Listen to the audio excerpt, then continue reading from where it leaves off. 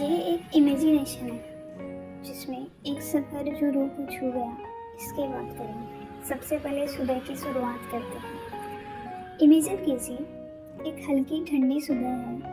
आप, आपके mummy papa, भाई बहन और दादी सब एक सफ़र पर निकले हैं। शहर की चहल पहल, ट्रैफिक और मोबाइल की घंटियाँ पीछे छूट चुकी हैं। अब बस गाड़ी की खिड़की से बहती ताज़ी हवा है और चाय की खुशबू के साथ सड़क के किनारे के गाँव।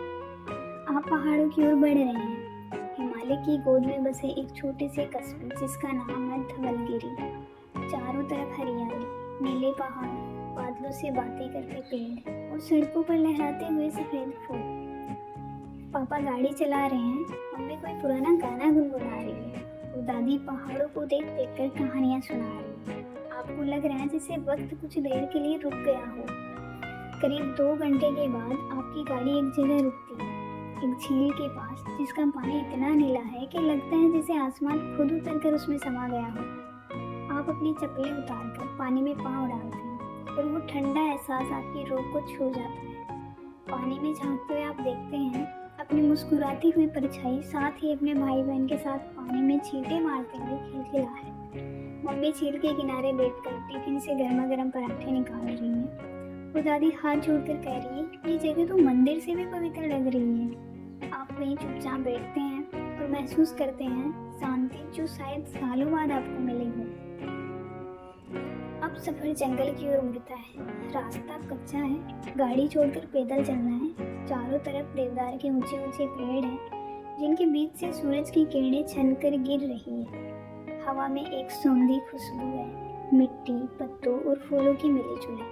आप हर पत्ते की बनावट, हर तितली की उड़ान और हर पक्षी की आवाज़ को गौर से महसूस करते हैं। आपकी मम्मी कहती है, तुम्हारा चेहरा पहली बार इतना शांत दिख रहा है। आप हंसते हैं क्योंकि आप भी पहली बार भीतर से सुकून महसूस कर रहे हैं। जंगल पार कर एक खुला मैदान आता है जहाँ एक छोटी सी नदी बह रही है।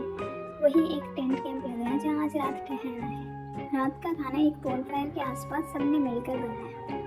लकड़ी पर सेकी रोटियां, दाल और दादी के हाथों की मीठी खीर। खाना खाते हुए ऊपर का आसमान तारे से भरा है, जैसे चुपचाप आपकी खुशी में शामिल हो। आप एक पत्थर पर बैठकर पानी की आवाज़ सुनते हैं और सोचते हैं, काश ये पल यहीं रुक जाए। आपकी छोटी बहन आपकी गोदी में आकर सो जाती है। आप मम्मी की गोदी में सिर रख देते हैं और दादी कहानी सुनाते हुए कहती है, बाहर का जंगल कभी डरावना नहीं होता, असली शांति वहीं मिलती है जहाँ हम सच्चे होते हैं।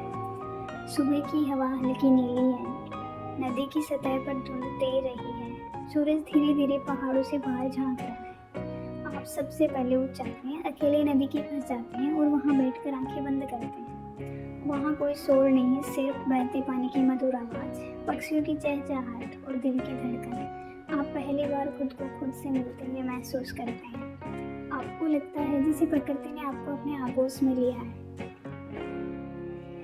अब सफर का अगला पड़ाव, एक घाटी जहाँ चारों तरफ फूल ही फूल है। लाल, पीले, सफेद, बैंगनी, जैसे इंद्रधनुष जमीन पर उतर आया हो। हर फूल एक मुस्कान लगता है और हर मुस्कान एक कहानी। मम्मी कहती है, देखो ये जगह कितनी सुंदर है, ठीक वैसी जैसी हम बच्चों को परियों की कहानी में सुनाते थे। आप एक फूल उठाते हैं, उसकी पंखुड़ी इतनी कोमल है कि लगता है जैसे किसी माँ के हाथ की तरह स्नेह से भरी।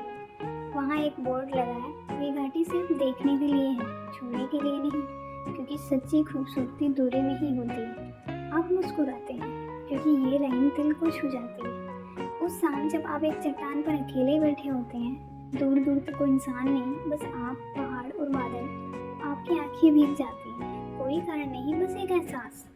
शायद इसलिए कि आपको पहली बार घर जैसा महसूस हो रहा है अपने अंदर। दादी पास आकर कहती हैं, जब बाहर की सुंदरता तुम्हारे अंदर उतरने लगी तो समझना तुम खुद को जानने लगी। वापसी की गाड़ी में सब सो रहे हैं। आपके हाथ में वो फूल है जो आपने नहीं तोड़ा, बस जमीन से उठाया था। आंखों में वो तस्वीरें हैं, झील की, नदी की, जंगल की और अनकही भावनाओं की जो अब शब्द नहीं बन सकती। आप अब पहले जैसे नहीं रही, आपके अंदर कुछ बदल गया है। आपने जाना कि परिवार का साथ सबसे सच्चा सुकून है। प्रकृति हमें खुद से जोड़ती है। वो शांति भरी पीतल का संगीत है, अंतिम एहसास। अगर तुम भागते हुए दुनिया को समझना चाहो तो सब कुछ धुंधला लगेगा, लेकिन जब तुम रुककर सांस लेकर सिर्फ महसूस करने लगो तो पहाड़ भी बोलने लगते हैं और हवा भी तुम्हें गले लगाती है। आपका सफर नहीं खत्म हुआ। जब भी आप थक जाएं, उलझ जाएं, टूट जाएं, आंखें बंद करके इस सफर को याद करना। उस झील की ठंडक, उस जंगल की खुशबू, उस घाटी की मासूमियत और उस नदी के शांति। क्योंकि प्रकृति में जो सुकून है वो किसी भी शब्द में नहीं, उसे बस जीना पड़ता है। धन्यवाद।